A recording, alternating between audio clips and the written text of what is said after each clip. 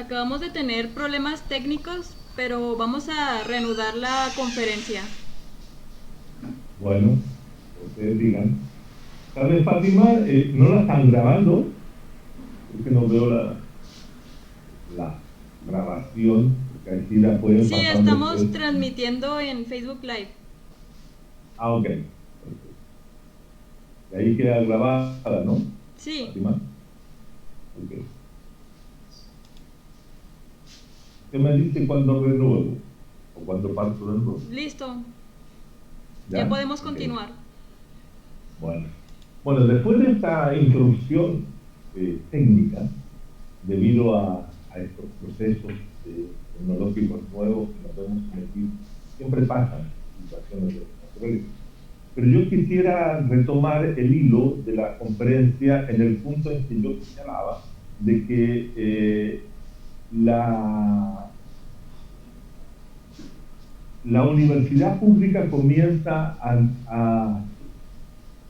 ser sometida por una atención frecuente a partir de la gestión que realizan los administradores de la universidad, que llegan a estos espacios con concepciones de gerencia pública, para comenzar a hacer posible que las universidades comiencen a rentar como si fueran empresas capitalistas de cualquier índole. Por lo tanto, a partir de los años 90, en la gran parte de América Latina se instala el capitalismo académico. El capitalismo académico es el que busca la rentabilidad y obtener lucro a través de la actividad universitaria, independientemente si esta universidad tiene cierto grado de gratuidad o es una universidad que cobra completamente la matrícula, el arancel, la participación de los estudiantes en ella.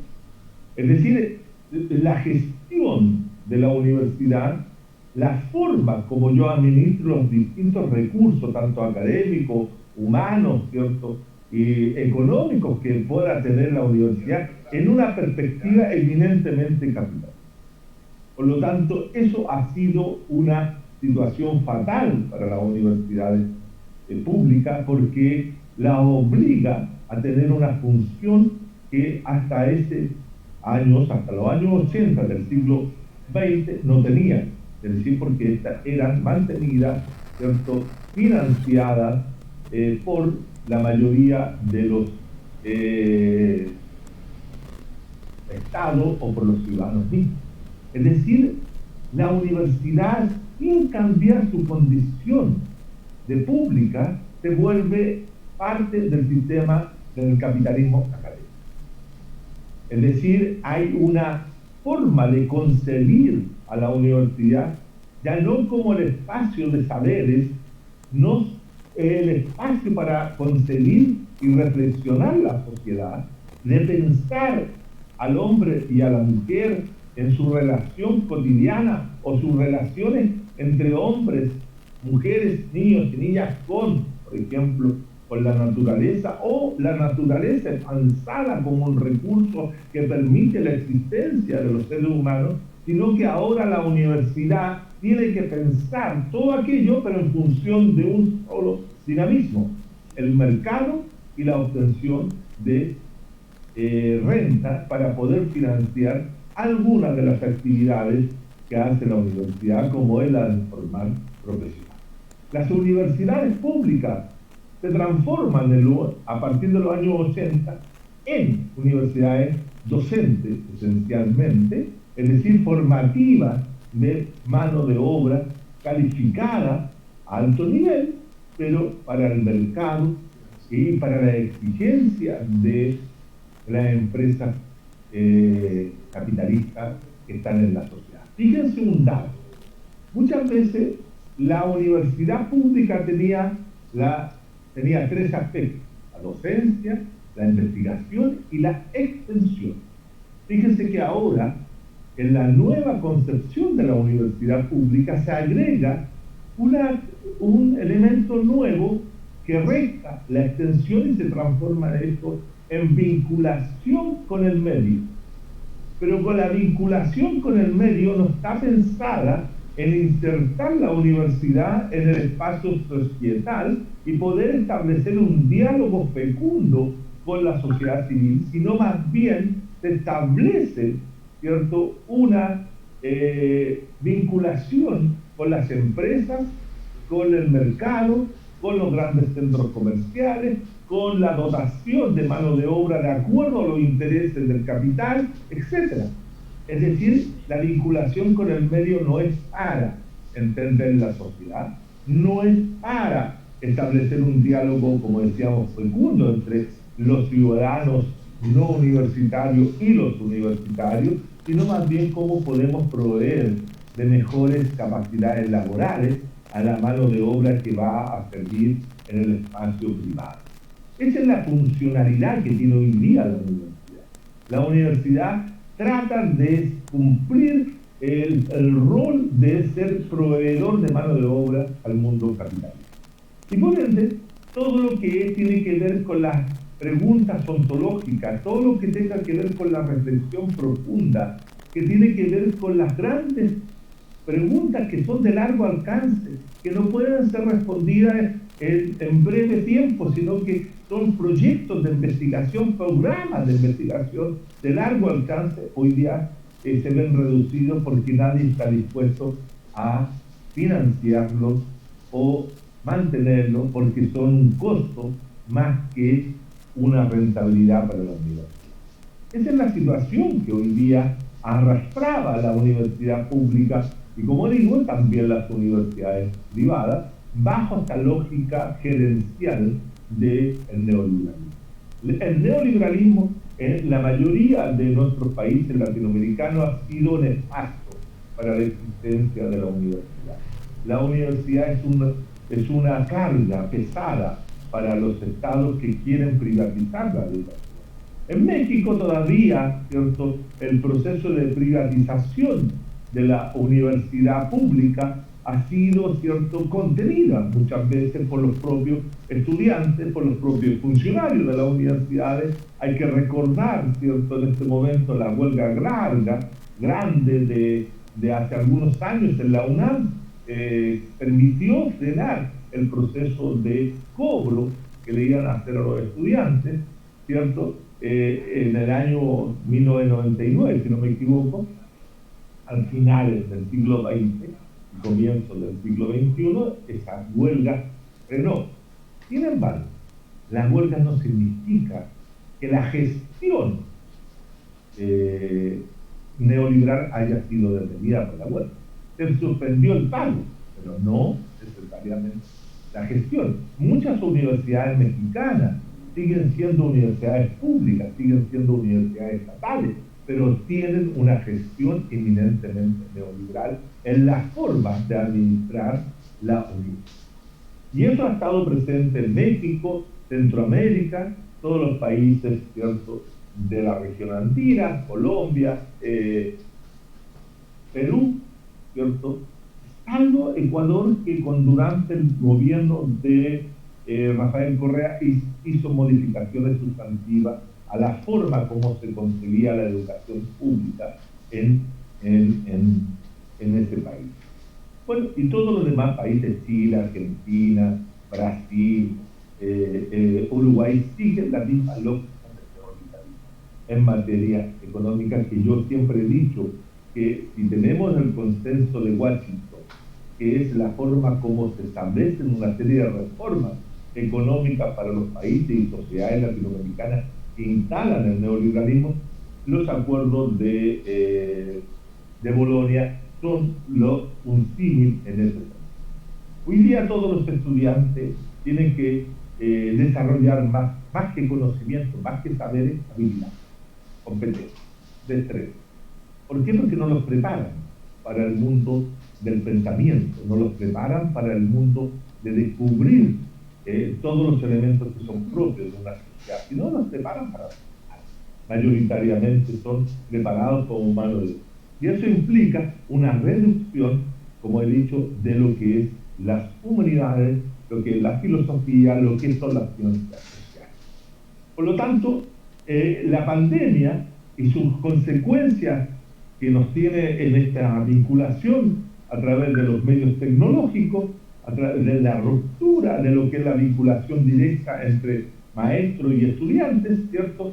Todo eso se viene a agravar, viene a profundizar lo que era la crisis ya de la universidad pública en los últimos 40 años. La universidad pública tiene, por ende, una relación bastante activa con la política.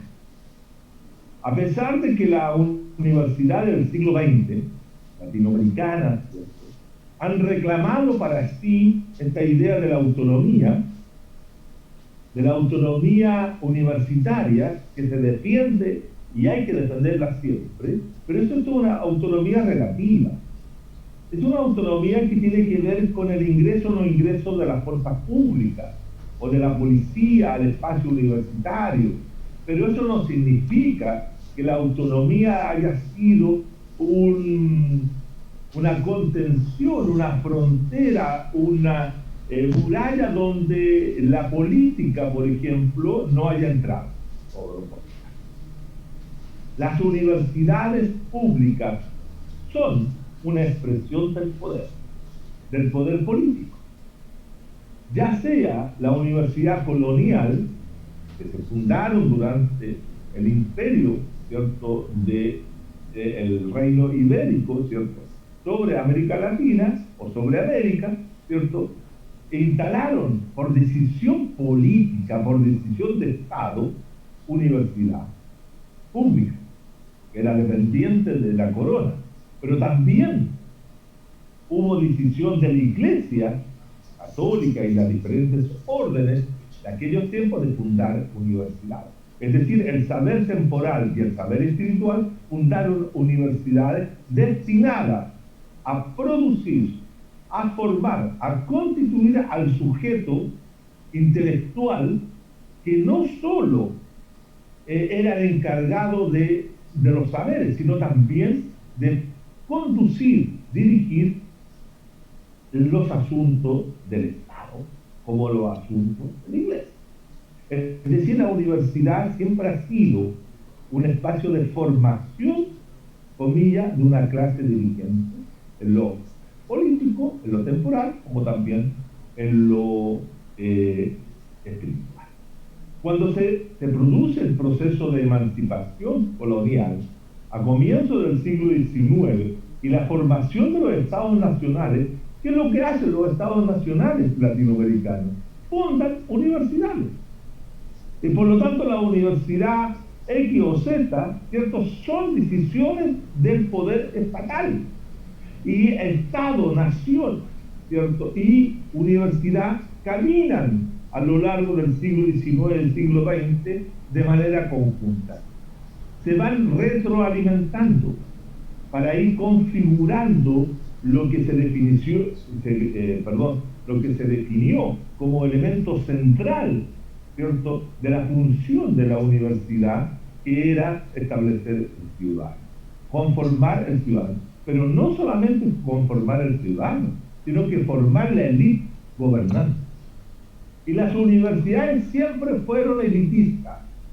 Las universidades públicas no se hicieron para el ingreso de los sectores populares, campesinos, la plebe. La universidad siempre fue un espacio restrictivo solamente para una élite política, social y económica de cada uno de nuestros países.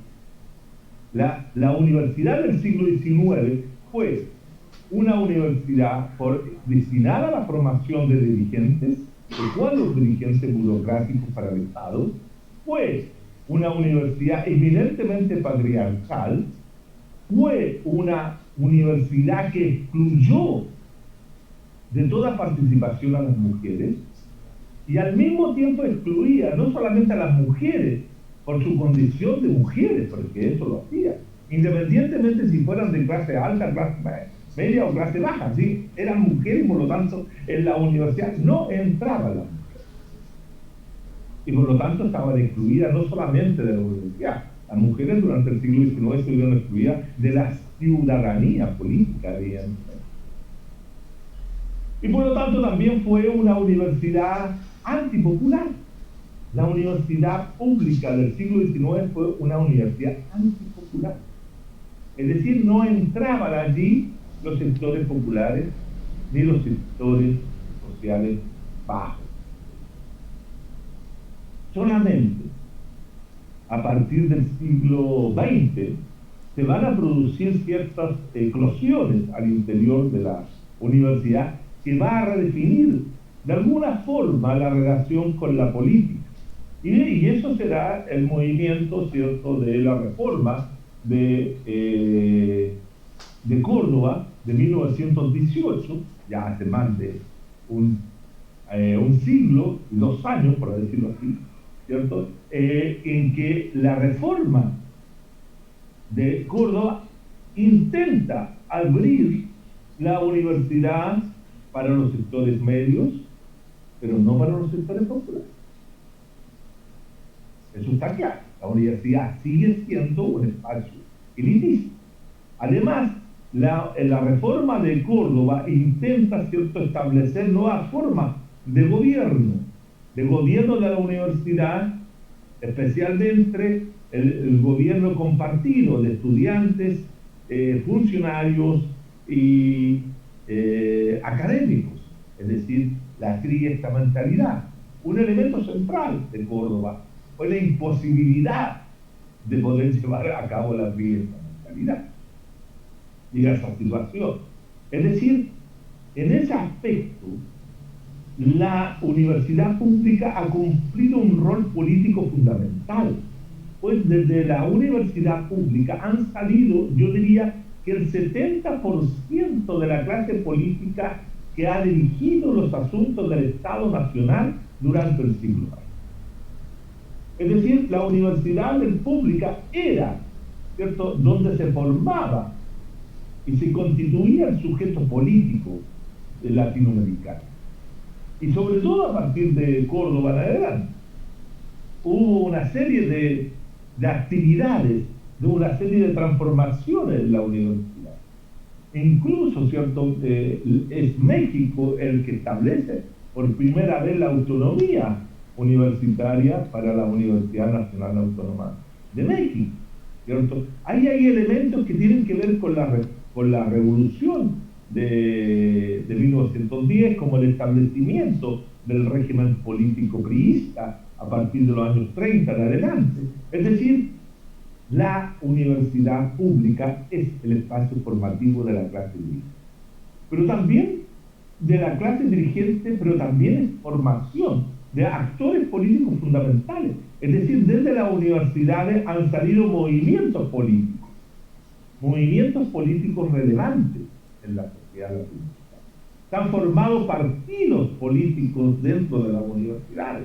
Pensemos, por ejemplo, en el caso chileno, donde se forman y se constituyen partidos que tienen sus principales líderes en las universidades y en las federaciones de estudiantes. La Falange Nacional, que posteriormente va a dar origen al Partido Demócrata Cristiano en Chile, se forma en la universidad, y especialmente en la Universidad Católica. La Universidad Católica de Chile es la formadora de los líderes como Eduardo Frei Montalva, ¿cierto?, Bernardo Leighton, Patricio Elwin, etcétera, son formados en la Universidad de Chile o en la Universidad Católica de Chile. Ahí se forman esos líderes que van a ser tremendamente significativos durante la historia reciente de la América. Pero también, fíjense ustedes que la universidad, en la medida de que se va haciendo más democrática, en la medida de que va perdiendo el carácter elitista de comienzo del siglo XIX hasta los años 20, y comienzan a incorporarse sectores medios, también la universidad comienza a transformarse en un espacio contrahegemónico. Y aquí viene otra valorización de la universidad pública, que permite la expresión de distintos y plurales pensamientos que permite la configuración a su vez de actores sociales como partidos políticos o movimientos políticos que tienen una mirada contrahegemónica de la sociedad. Ahí priman, ¿cierto?, la idea de cómo el pensamiento marxista, por ejemplo, que es un pensamiento eminentemente contrahegemónico, llega a las universidades lentamente a partir de los años 30, 40, 50, y en los años 60 el marxismo y el pensamiento marxista se vuelve también uno de los tantos que van a desarrollar las universidades latinoamericanas. Grandes pensadores del marxismo latinoamericano ya no serán aquellos intelectuales que van a estar en los márgenes de lo académico o de la institucionalidad académica formal, sino que el espacio universitario también va a ser productor de esos grandes pensadores. Pensemos solamente en uno que es González Casanova, ¿cierto?, en el caso mexicano, o cualquier otro que nosotros podamos pensar en ese momento.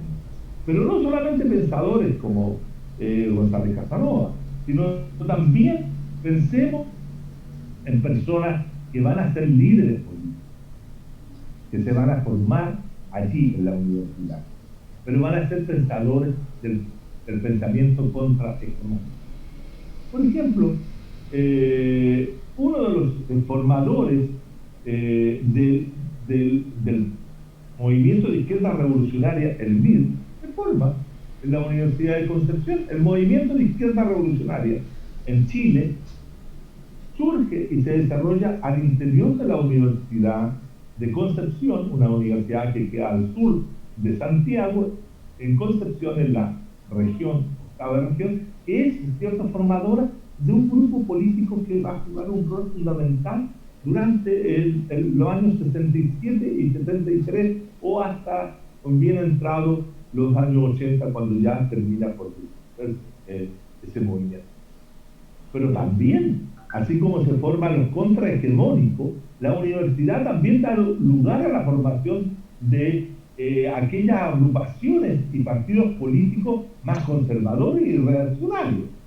Es decir, la universidad tiene esta dualidad o tiene esta factibilidad de que de ahí surjan distintos movimientos de distinta naturaleza, contrahegemónicos o conservadores, que buscan mantener la hegemonía del capital o la hegemonía, ¿cierto?, del pensar occidental, como por ejemplo lo que es la Unión Demócrata Independiente en Chile, la UDI que hoy día tiene mucha presencia en nuestro país, ¿cierto?, se formó justamente en la Universidad Católica de Santiago alrededor de los años 67, 68, ¿cierto?, con la figura de Jaime Guzmán Errázuriz, que es uno de los que redactó la Constitución Política de 1980, que hoy día estamos discutiendo su reemplazo, su modificación. La Constitución de Pinochet la redactó un egresado de la Universidad Católica de Chile, que es Jaime Guzmán, que funda el movimiento gremialista, y ese movimiento gremialista termina constituyendo la UDI, que es uno de los principales partidos. Es decir, lo que quiero señalar que la relación entre movimientos políticos y universidad es siempre presente hasta el día de hoy, e independientemente de la situación que hoy día se está atravesando las universidades públicas, ya sea en esta gestión de carácter neoliberal. Fíjense ustedes que en el caso chileno, para mostrar esta relación política directa entre universidad y política, uno de los movimientos más jóvenes que hoy día tiene presencia en Chile, que es el movimiento del Frente Amplio, y uno de los integrantes del Frente Amplio, que es una coalición de distintas organizaciones políticas como Revolución Democrática, es un partido nacido también al interior de la Universidad Católica de Santiago, que lo dirigía, ¿cierto?, como presidente de esta federación, Giorgio Jackson. Por lo tanto, política y universidad es una vinculación que hasta el día de hoy, y a pesar de la tecnocrática mirada que tienen las universidades, no ha logrado disolverse. Es la universidad el espacio de mayor expresión de la política, pero, insisto, en una política de clase media. De clase media. Son muy pocos los movimientos sociales de carácter popular que han surgido desde las universidades, porque, insisto, la gran mayoría de nuestros sectores populares no alcanzan a llegar a la universidad, o tienen serias limitaciones para llegar a. En otras palabras, lo que les quiero decir, los pobres no llegan a la universidad. Y si llegan, tienen distintas dificultades, numerosos obstáculos para poder terminarla. La universidad sigue siendo un espacio fundamentalmente clasista, donde van los sectores altos como los sectores medios y escasos sectores. No es lo mismo que pasa con otros espacios educativos, por ejemplo, como eran los espacios de la escuela, ¿cierto?, de Iguala, donde estudiaban estos 43 estudiantes de Ayotzinapa que fueron desaparecidos y que son esencialmente sectores públicos. Las escuelas normales, las escuelas de formación de los profesores, de aquellos que van a educar a los propios sectores populares, son también las que tienen menos recursos, las que son más golpeadas y las que son más reprimidas. Ahí tienen el caso ustedes de estos 43 estudiantes desaparecidos hace 6 años, en iguales que hasta el día de hoy, ¿cierto?, no hay ningún elemento de justicia y de esclarecimiento de aquel fenómeno. Fundamentalmente porque ellos no estaban, comillas, dentro del espacio universitario. Pero también las universidades, y ahora paso al tercer punto. El tercer punto tiene que ver las universidades y los movimientos sociales. Las universidades públicas, como también privadas, porque lo que quiero mencionar, por ejemplo, que toda la reforma del 18 en Córdoba no se hace en una universidad pública, no se hace en una universidad del Estado argentino ni de la provincia de Córdoba, sino que la universidad que se ve sometida a este proceso de cambio por la presión de los estudiantes y también académicos es la universidad privada, fundamentalmente en manos de los jesuitas. En la universidad jesuita la que se ve confrontada a este proceso, llamémosle, de democratización. Pero el efecto fundamental que tiene Córdoba para toda América Latina es la constitución, si ustedes quieren, de un nuevo sujeto político. Y este nuevo sujeto político lo vamos a llamar Movimiento Estudiantil Universitario. Es el momento en que se constituye este movimiento y que va a tener expresiones en todo el país sudamericano. Pero va a ser un movimiento vinculado estrechamente a la universidad y realizado por los estudiantes universitarios. Esa es su condición. Fíjense ustedes que hasta los años 80, las ciencias sociales latinoamericanas distinguían 4 grandes movimientos. El movimiento obrero, por cierto, el movimiento obrero y sindical, el movimiento de los trabajadores, el movimiento campesino, que era muy relevante y sigue siendo muy relevante en gran parte de América Latina, el movimiento estudiantil, especialmente el movimiento de los estudiantes universitarios, y a finales de los 50 y comienzos de los 60 se agrega un cuarto movimiento que va a tener una identidad específica, que es el movimiento de los pobladores, el movimiento de los gentes sin casa, de los que llegan a vivir ya sea en las vecindades, como le llaman en México, ya sea en los pueblos jóvenes o en las poblaciones callampa o las villas misterias, que comienzan a ocupar el espacio citadino de las ciudades patricias latinoamericanas con esta explosión que significa el éxodo campo-ciudad. Por lo tanto, ahí se configura un nuevo sujeto popular, un nuevo sujeto social, un nuevo sujeto político que es el poblador. Y por lo tanto, nosotros podríamos decir que teníamos, por un lado, los sujetos obreros que estaban trabajando en las distintas industrias del proceso de industrialización latinoamericano, los campesinos, que seguían siendo tremendamente significativos, ya que habían posibilitado revoluciones o cambios políticos significativos, como la revolución del año 1952 en Bolivia, o los intentos de revolución en Guatemala, o la misma revolución zapatista de 1910 en México, etcétera, el movimiento campesino. El movimiento estudiantil es un movimiento que surge, se desarrolla del 18 en los diferentes espacios universitarios latinoamericanos.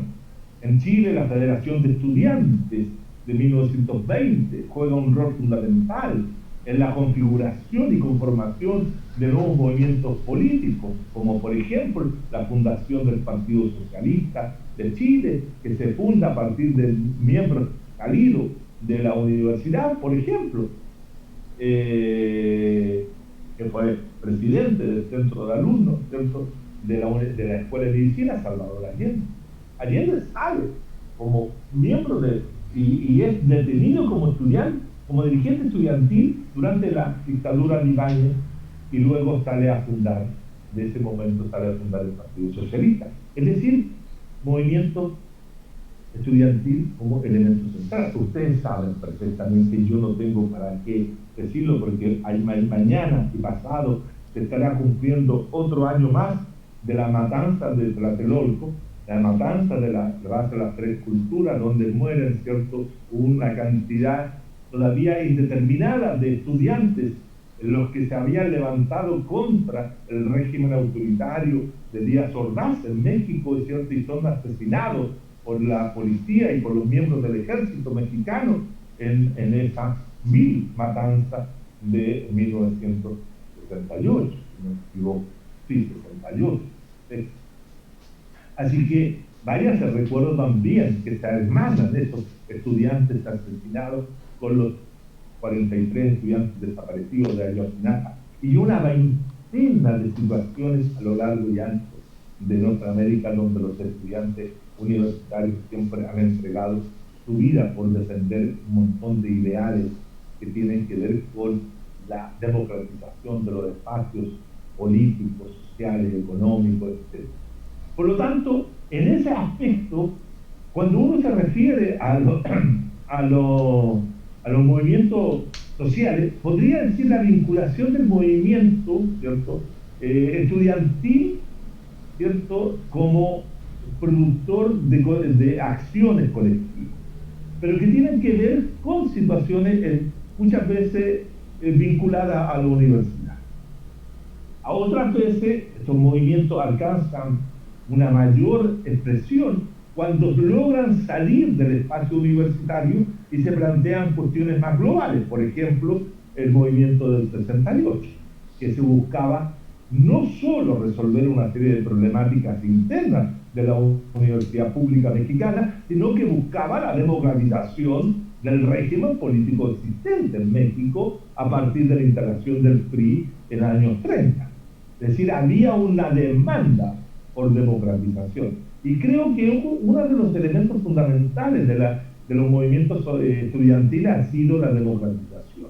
La democratización tanto de la universidad como de la sociedad en civil. Como ellos siempre, los movimientos universitarios siempre han tenido una idea fuerza que lo ha atravesado desde el 18 hasta ahora. ¿Cómo se vinculan los universitarios con la sociedad?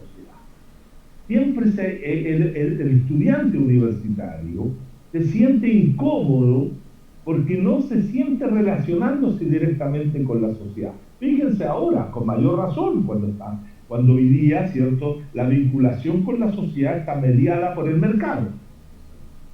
Anteriormente había menos mercado y más sociedad, y por lo tanto había una mejor vinculación entre los estudiantes y la sociedad. Hoy día, ¿cierto?, esa relación está mediada por lo mercantil, y por lo tanto los estudiantes universitarios tratan de buscar mejores vinculaciones con los sociedad. Pero siempre han tenido esta idea de ser parte de una tarea que es la democratización de la sociedad. Y buscan por acá, por allá, distintas formas de hacerlo, ¿no? Pero también, así como ellos son generadores de este movimiento estudiantil, permiten, y aquí hay otro factor interesante, permiten, ¿cierto?, potenciar movimientos sociales que salen desde la sociedad. Es decir, cuando estaba el movimiento de los pobladores, los estudiantes concurrían y trabajaban con los pobladores. Cuando estaba vigente y desarrollo con fuerza el movimiento obrero, los estudiantes se vinculaban con los obreros. Cuando fueron surgiendo, por ejemplo, en América Latina durante la época de la dictadura, los movimientos ecologistas, cuando surgieron los movimientos medioambientalistas, cuando surgieron los movimientos de los derechos humanos, los estudiantes también se vincularon. Sin ser productores de esos movimientos, ellos se vinculaban y llevaban esas reivindicaciones hacia el interior de las universidades. Es decir, hay una estrecha vinculación entre el movimiento estudiantil y los otros movimientos sociales. Pero también los movimientos estudiantiles pueden producir movimientos que desbordan la universidad y llegan a la sociedad. Por ejemplo, uno de los movimientos estudiantiles que desborda a la universidad y que provoca una suerte de ruptura gigantesca en las sociedades latinoamericanas y especialmente en la chilena, porque ahí donde surge y se desarrolla, es el movimiento feminista actual. El movimiento feminista en Chile, que tiene una explosión muy potente en el año 1918, pero en 2018, 2017 y 18, tienen que ver, fíjense ustedes, con un elemento central. La forma como el patriarcalismo o los patriarcales o los hombres se relacionan con las estudiantes en la universidad. Y lo que da motivo a esta rebelión tiene que ver con los abusos que hacen los académicos hombres de las estudiantes.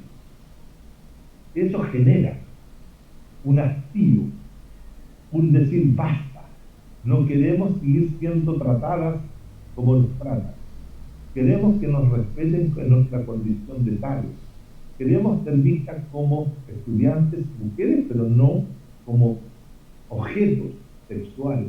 Es decir, fíjense ustedes que la mayoría del movimiento surge y nace a partir de denuncias contra abusos sexuales cometidos por académicos.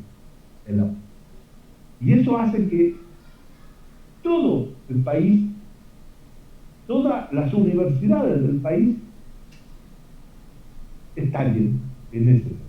Y hay marchas de las mujeres reclamando sus derechos, pero eso abre la posibilidad de que no solamente sea el problema del trato con las cuales son señaladas las mujeres en las universidades, sino que abre el cuestionamiento a la forma como se tratan las mujeres en todas las sociedades.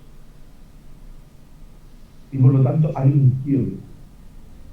Y eso surgió pero generó un movimiento que ya no puede ser encerrado solo y exclusivamente en el espacio.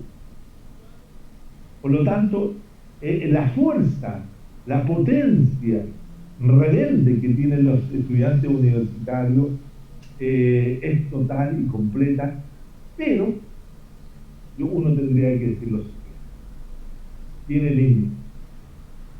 El movimiento estudiantil, a diferencia de lo que podría ser el movimiento campesino, a diferencia de lo que podría ser el movimiento obrero o lo que era el movimiento poblador en su momento, o lo que fue y lo que son los movimientos por los derechos humanos, o lo que es el movimiento feminista, no son situaciones transitorias. Es decir, el movimiento estudiantil tiene una característica, es un movimiento transitivo. ¿Por qué? Porque dura lo que dura muchas veces la generación que lo impulsa y el tiempo que está al interior de la universidad. Pero después el sujeto universitario migra hacia otro espacio laboral, espacio político, espacio, etcétera, lo que ustedes quieran, pero ahí se transforma.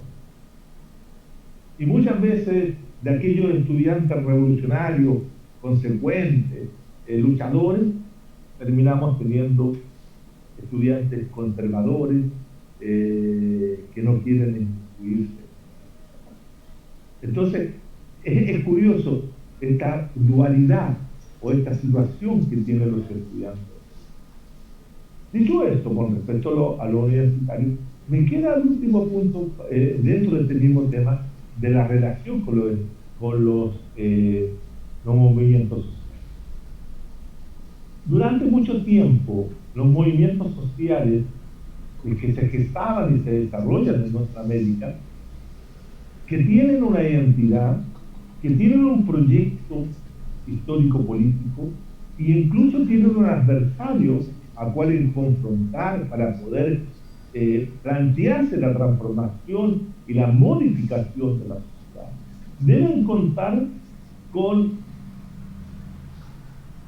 lo que podríamos llamar agentes catalizadores o personas que ayuden al proceso de reflexiones. Y muchas veces ese era lo que Gramsci denominaba el intelectual orgánico, es decir, aquel sujeto que de acuerdo a su posición política acompañaba al partido, acompañaba al movimiento a generar teoría, a generar discusión, y muchas veces esos sujetos y sujetas también salían del espacio universitario americano. Importante. Por ejemplo, por nombrar alguno actual, uno podría decir Atilio Borón, ¿cierto?, que fue un gran profesor de la Universidad de Buenos Aires. Era un sujeto que tenía una cualidad de ser intelectual orgánico, lo mismo que Edith Saler u otros, para no nombrar a algunos mexicanos y no herir ningún tipo de susceptibilidad. Por ejemplo, uno podría nombrar un gran pensador y gran intelectual orgánico del quehacer de los movimientos sociales en México, a Enrique Dulce, por ejemplo. O poder aquellos que han estado vinculados con el movimiento zapatista de liberación nacional, son bastantes, ¿cierto? Los intelectuales siempre juegan un papel de estar acompañando los movimientos estudiantiles. Muchos de ellos trabajan en las universidades, ¿no? Pero hoy día se requiere otro tipo de intelectual, que acompaña los procesos de cambio o los surgimientos de los movimientos sociales que hoy día tenemos en América Latina. Yo pienso en la categoría que ha introducido María Estela Elvampa, que es una intelectual, una socióloga destacadísima argentina, que ha planteado la idea de que se requiere un intelectual que sea, ella lo define así como un intelectual anfibio, así como aquellos vehículos, dice ella usando esta metáfora, que son capaces de andar en la tierra como también andar en el agua. Y este intelectual anfibio debe, dice ella, tener una pata puesta, o un pie, o algo que lo vincule con los movimientos sociales, pero al mismo tiempo un pie dentro de la academia. Porque de ahí se produce, según ella, una combinación virtuosa que permite no solamente ayudar y contribuir y aprender de los movimientos sociales en una relación directa y activa, sino también contribuir es la discusión académica, política, contrahegemónica al interior de las universidades. El problema es cuando los estudiantes, los intelectuales se van todos hacia los movimientos sociales, porque ellos sienten de que ahí está tu labor, que puede ser muy positiva, pero abandonan el espacio académico institucional formal, están provocando vacíos, están dejando huecos que van a ser llenados no por intelectuales de avanzada o progresistas o emancipadores, sino que van a estar siendo ocupados por los sectores más conservadores, más reaccionarios, aquellos que les interesa el cambio social, sino que la mantención del status quo. Lo que les interesa simplemente es ser tecnócratas dentro de la universidad para recibir un estipendio y sobrevivir sin ningún interés en lo que ocurre en la universidad. Por lo tanto, yo pienso que la nueva forma que debe tener un intelectual, ¿no? un cientista político, un cientista social, un politólogo, llámelo como ustedes quieran, un historiador, un antropólogo, es esta idea. Esta idea de no convertirse solo y exclusivamente en un intelectual orgánico a la Gramsci, sino que siendo un intelectual orgánico a la Gramsci, también tener esta cualidad de ser un intelectual mixto o anfibio, que tenga influencia directa en el espacio universitario, que dispute allí la hegemonía del pensar, la contrahegemonía necesaria para hacer de la universidad un espacio de emancipación, un espacio de pensamiento libre, donde se discuta todo y que no se afecte nada con un dogma. Por lo tanto, ese es un lugar también para este intelectual del siglo XXI, pero también se requiere ese intelectual vinculado con las luchas sociales, con las organizaciones sociales, pero no en una condición de que yo tengo el saber y se los bajo o se los llevo para que ustedes, movimientos sociales que no conozcan estas cosas, aprendan. No, ese intelectual tiene que ir, conocer, procesar lo que allí se está pasando, transformarlo en teoría, plantearlo en interrogantes, plantearse crecimientos ontológicos o epistemológicos que permitan, ¿cierto?, el crecimiento y desarrollo y la profundización del pensamiento. El pensamiento crítico requiere de estos intelectuales a la definición de Maristela Cervantes, como de otros intelectuales que hoy día también tuvieron presencia. Fíjense ustedes la cantidad de estudiantes, la cantidad de intelectuales que estuvieron detrás del proceso boliviano. Luis Tapia, uno de los principales articuladores del grupo Comuna en Bolivia, La Paz, ¿cierto?, estudió en México, estudió filosofía y se doctoró en la Universidad Nacional Autónoma de México. García Linera también estudió en México, en esa vinculación. Además, ¿por qué? Porque la universidad mexicana todavía conserva, yo no sé si todavía lo mantendrán en otros lugares, pero conserva la idea del trabajo social, que el estudiante que está al interior de una universidad pública, ¿cierto?, mexicana, tiene que hacer un trabajo social, tiene que vincularse directamente con la sociedad, que ya la realidad no es solo lo que se puede leer en los libros, o se puede leer en ellos, o se puede ver a través de estas tecnologías nuevas, sino que también la realidad implica contacto directo con el sujeto, con los sujetos con los cuales uno quiere trazar un desarrollo, trazar un camino para poder llegar a lo fundamental que cualquiera pensador revolucionario entiende, que es la emancipación. Es decir, tenemos que repensar la universidad en tiempos de pandemia. Tenemos que repensar la universidad en tiempos de superación del neoliberalismo. Tenemos que repensar la universidad y su relación con los movimientos sociales. Tenemos que hacer muchas tareas, pero esas tareas, ¿cierto?, las tienen ustedes, los jóvenes que me están escuchando en esta conferencia virtual. Hemos repasado algo de lo que es la crisis de la universidad la crisis de las humanidades y de las ciencias sociales.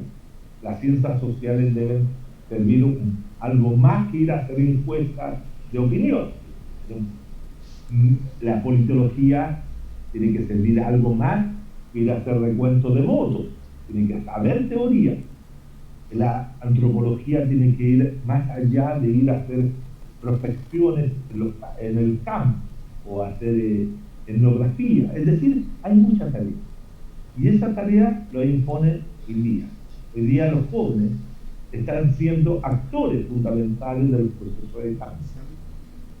Argentina, Chile, Colombia, Ecuador, Centroamérica, México incluso, han tenido numerosas acciones de jóvenes en los últimos años. Por ahí está el movimiento Yo Soy 132, que fue un elemento que estalló para allá por el 11, que tuvo alguna importancia. Hay que volver sobre esta experiencia y revisar qué pasó con ella, qué pasa. Entonces, pienso que lo que hemos planteado en esta charla quiere hacerlos pensar, quiere hacerlos reflexionar, y como siempre digo, en todas mis participaciones de este tipo de cosas, que ojalá lo que hemos dicho permita cuestionarnos nuestros propios supuestos, volvernos críticos con nosotros mismos, porque la mejor forma de producir la crítica es cuando uno es capaz de criticarse en los supuestos que uno plantea. Estamos en proceso de formación, los jóvenes están en proceso de formación, uno sigue estando en proceso de formación a pesar de los tiempos que han transcurrido sobre uno, pero siempre se está aprendiendo. Y hoy día estamos aprendiendo de la nueva situación que vive la universidad pública como también privada, porque esto es importante también, estimados y estimados alumnos y estudiantes.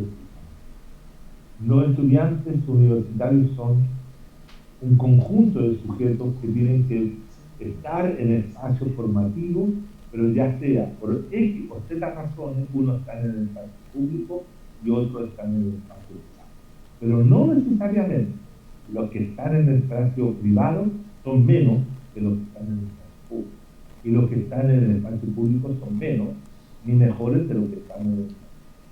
Son todos estudiantes, todos están en un proceso de formación y perfectamente pueden unir sus fuerzas para lograr una sociedad mejor, mucho más igualitaria, menos injusta, menos patriarcal, y ojalá más equitativa en mucho más. Gracias por la oportunidad que me han brindado para yo transmitir estas ideas a los estudiantes de ahí de Torreón. Al contrario, muchas gracias a usted, doctor. Y a continuación me gustaría leerle un par de preguntas y comentarios desde Facebook Live.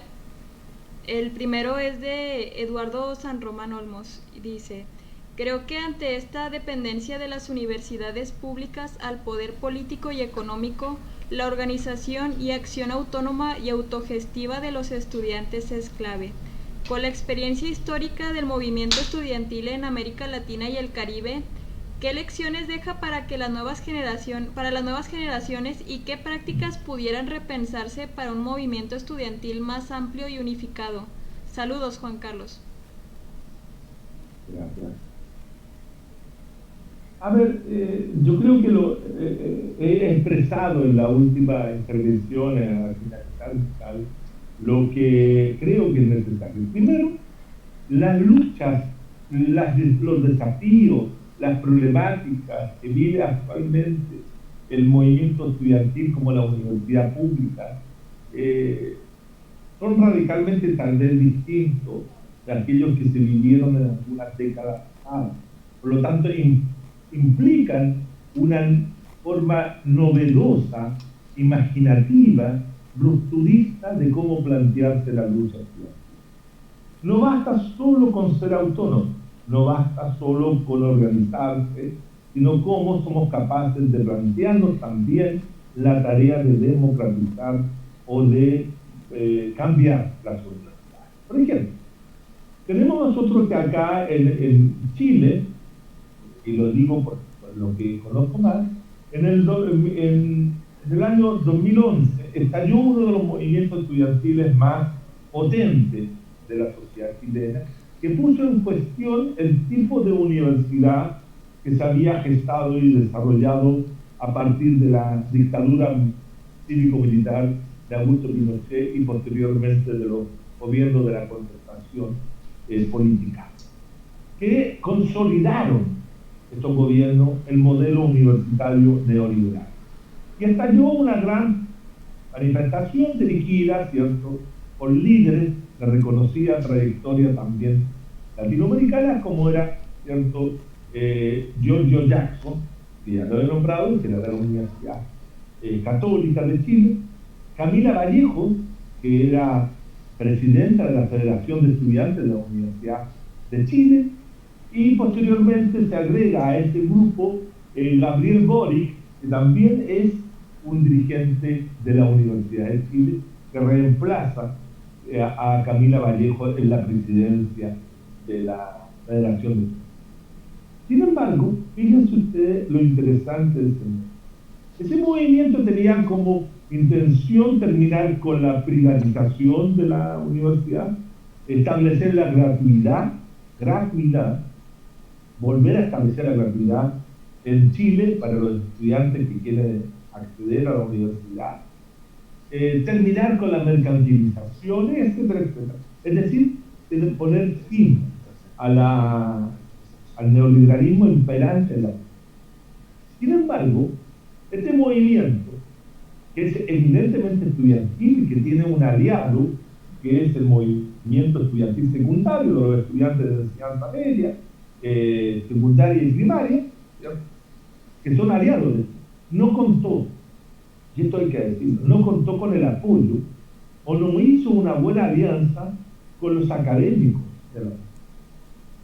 Y por lo tanto, mientras estos estudiantes planteaban todo ese tipo de cosas, la burocracia integrada por académicos de las universidades de Chile, Católica y otras universidades, implementaban y seguían implementando y profundizando la gestión neoliberal de la universidad. Lograron eso, por ejemplo, lograron establecer la gratuidad, pero la lograron bajo el modelo de neoliberalismo. No se modificó.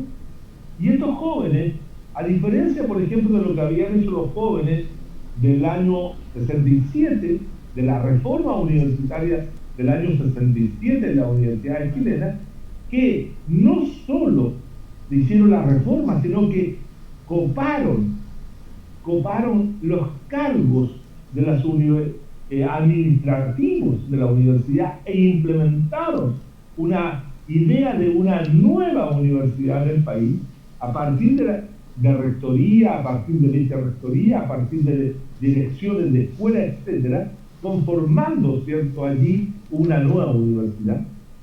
Estos jóvenes del 2011, en vez de hacer aquello, se dedicaron a hacer política en el espacio público institucional, en la cual se transformaron los tres en diputados.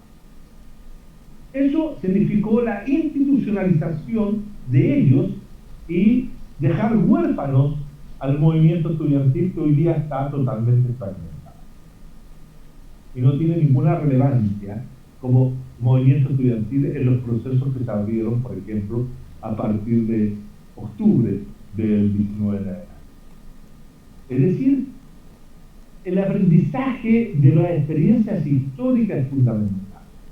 Creo que la problemática del movimiento estudiantil no es solo una problemática de los estudiantes, sino que es una problemática también de los docentes, investigadores, funcionarios, etc. Hay que volver a retomar, a establecer una alianza, volver a hacer que la universidad no es un problema solo de los universitarios, estudiantes, sino que la universidad es un problema también de los académicos.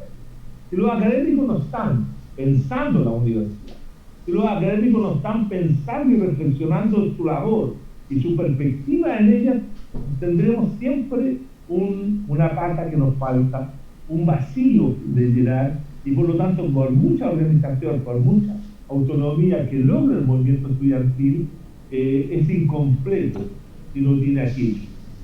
Cuando uno revisa todo lo que son los movimientos estudiantiles a lo largo del siglo XX y especialmente del XVIII en adelante, uno va a percibir que no solamente el estudiante universitario es un buen dirigente universitario, no es un buen militante universitario, no es un buen político universitario, sino también puede transformarse y debe transformarse muchos de ellos en buenos académicos de la universidad y proyectar su pensar, su hacer, su qué hacer en la universidad.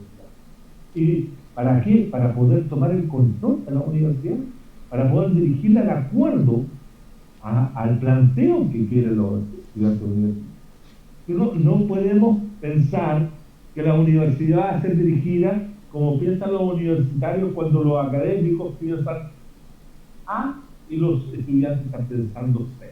Ahí no hay comunicación. Tiene que haber un proyecto común con académicos, funcionarios y estudiantes para la configuración y conformación de una nueva unidad. Ahora, hay un tema. Las universidades son, evidentemente, las universidades públicas han sido siempre una gestión y un acto de poder del Estado. Ahora, ¿cómo cambiamos el Estado? Es otro problema. Es otro problema. Pero la universidad debe también proponerse hacer eso. ¿Más? Gracias, doctor.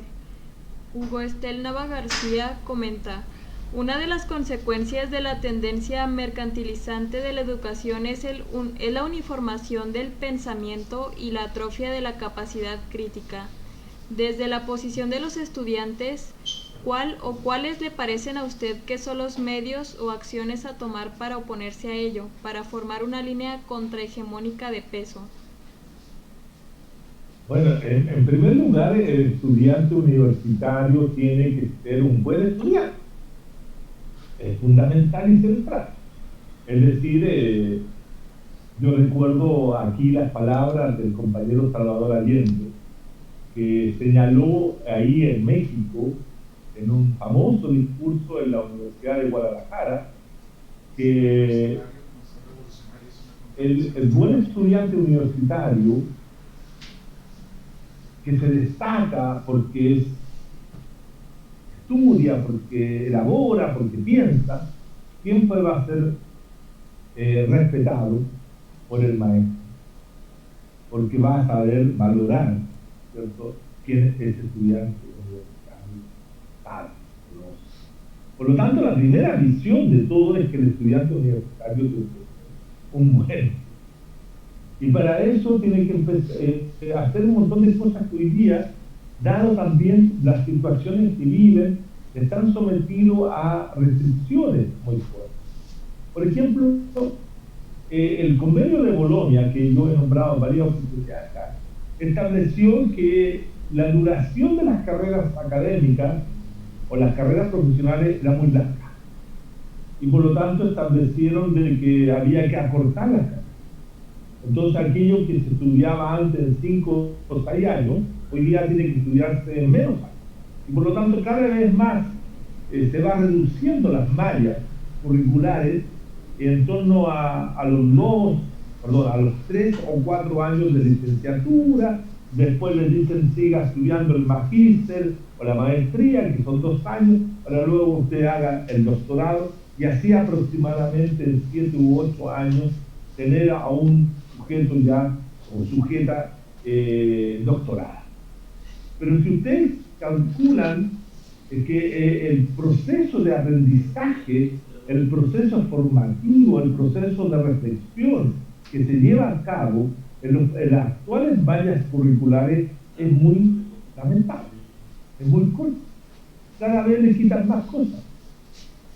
Y por lo tanto eso también debiera ser un planteo de parte de los estudiantes de exigir, de poder entender que el proceso formativo en la universidad no es solamente aprobar y aprobar créditos, o aprobar y aprobar asignaturas, ¿cierto?, para salir lo antes posible, porque eso es lo que quiere el sistema, producir, como yo digo en algunos casos, ¿cierto?, profesionales bármicos, es decir, cocinado en una olla a presión, que es la formación de 4 años que hoy día se les da. Porque se les impone la idea de que ellos tienen que ser profesionales y por lo tanto los dejan sin formación. Hoy día el estudiante es cada vez menos conocedor, tiene menos profundidad en su conocimiento. Es un estudiante que sabe lo mínimo, porque se supone que lo va a ir aprendiendo en el transcurso del tiempo y su incorporación al espacio laboral. Por lo tanto, lo que debe haber son ciertos espacios de formativo alternativo dentro de la propia universidad, en la cual los grupos de estudiantes se organicen, creen grupos de estudio, que se pongan a estudiar y analizar y a profundizar aquello que muchas veces los maestros no hacen, o los profesores que no profundizan porque tienen muy poca hora. Los estudiantes hoy día se quejan mucho de que están cansados, que lo expliquen mucho. En realidad, y discúlpenme, puede ser que llega alguna sensibilidad, los estudiantes de hoy no estudian mucho, ¿qué digan? Son bastante reducidos los contenidos que se leen en tela. Por lo tanto, para formar un pensamiento crítico profundo, hay que conocer. No basta con leer un libro, no basta. Fíjense ustedes que una de las modalidades existentes hoy día es: no debemos a leer libros porque son muchos, entonces debemos a leer capítulos. Es decir, el cercenar el conocimiento que está en un libro por un capítulo, o artículos de revistas que son 20 páginas, pero muchas veces se considera.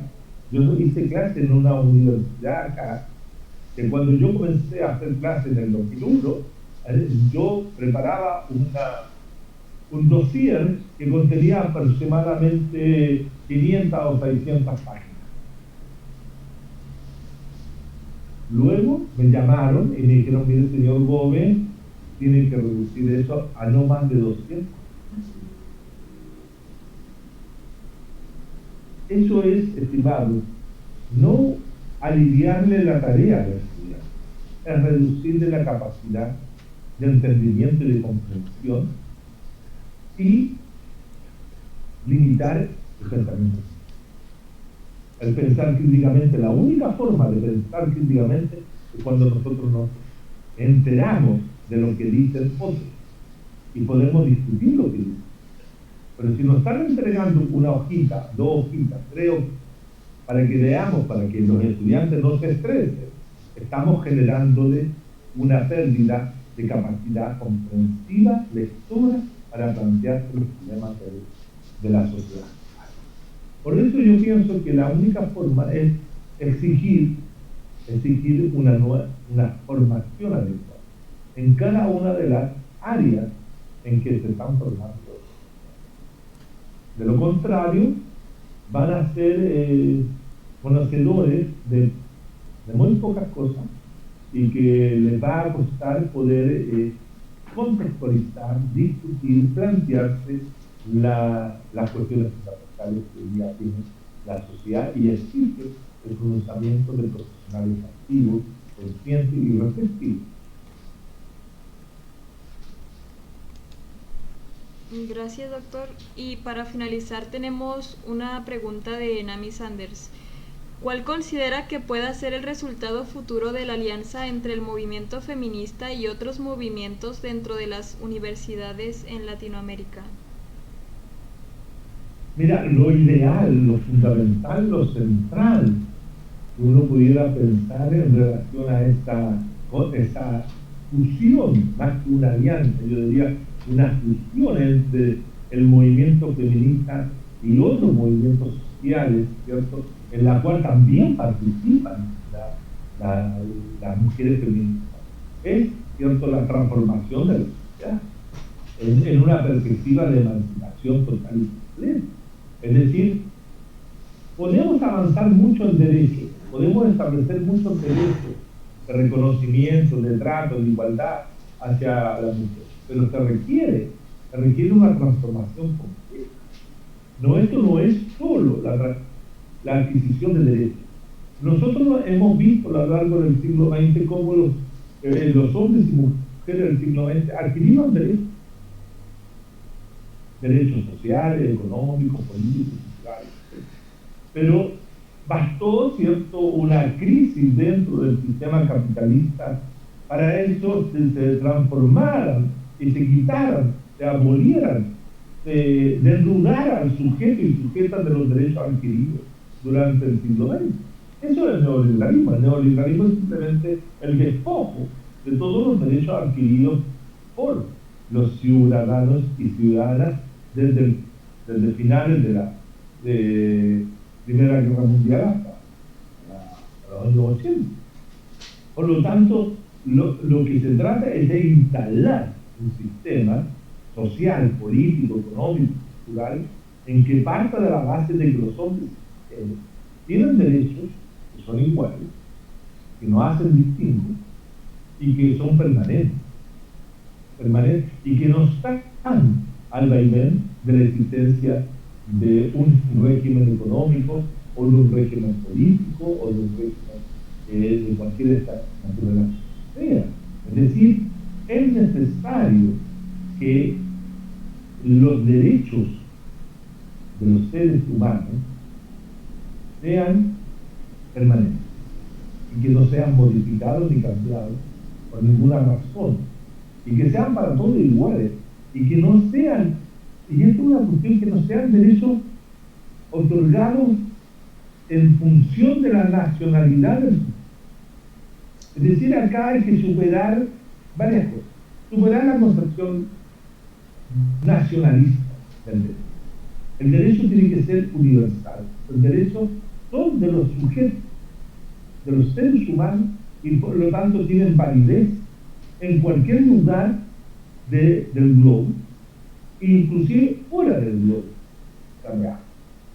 Es decir, son derechos que le pertenecen al ser humano por ser humano, independientemente que sea X o Z nacional. Hay que terminar con esta idea de no nacionalismo.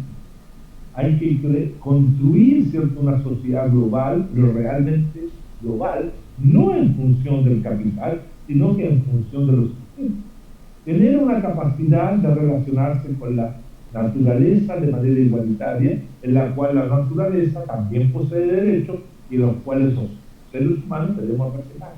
Es decir, te das cuenta de que la transformación que se requiere no es solo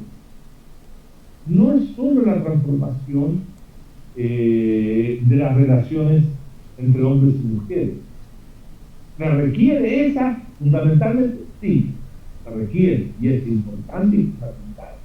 Pero hay otro conjunto de cuestiones que tienen que ir acompañando para poder hacer que el sujeto del siglo XXI venidero, ¿cierto?, el sujeto y sujetas del siglo XXI sean realmente los que gocen de un conjunto de derechos que le pertenecen, así como el poder de la vida o la relación. Es decir, es fundamental y central no solamente la alianza, sino la fusión y la conformación de un proyecto de liberación humana. No solamente de liberación femenina, que es fundamental y central, que es lo primero que hay que lograr, pero también la liberación fundamental de todo. Es la misma, voy a hacer una analogía con lo que plantea Marx en los manuscritos de 1844, cuando dice que el hombre se libera de las cadenas del trabajo enajenado. El proletario no solamente está liberándose a sí mismo, sino que está liderando a toda la liberación de las mujeres también implica la liberación de todas las. Por eso es tan importante y central el proceso de cambio liderado de las mujeres. Yo considero de que lo más importante que nos ha ocurrido en las últimas décadas es justamente la idea de la potencia de este movimiento feminista desde la actualidad, desde la dicotomía en que estamos sentados, al hombre y mujeres en esta sociedad. Por lo tanto, no podemos pasar de un dominio a otro, de lograr que todos los seres humanos podamos vivir en armonía y equidad, independientemente de dónde estemos. Bueno, doctor, por último, le agradezco enormemente en nombre de los y las estudiantes del Frente Estudiantil y de la colectiva feminista Univioletas. Muchas gracias por su tiempo y su cooperación para poder llevar a cabo esta conferencia tan interesante y tan útil. No, yo le agradezco a ustedes que han tenido la paciencia de escucharme, segundo, el interés de escucharme, y al mismo tiempo agradecer que se hayan acordado de este profesor que vive acá en el sur del mundo, pero que vive siempre muy cerca de él. Así que gracias. De acuerdo, y también me gustaría agradecerle a las personas que nos acompañaron durante la transmisión en vivo. Los invito a la conferencia del 2 de octubre con el doctor Adolfo Oribe Bellinger, quien nos acompañará y nos hablará de su experiencia durante el movimiento estudiantil del 68 en la UNAM. Entonces sería muy agradable que nos acompañaran también para la conclusión de la Semana Político-Cultural ese mismo día. Gracias y hasta pronto. Hasta pronto, muchas gracias y saludos a todos y a todas.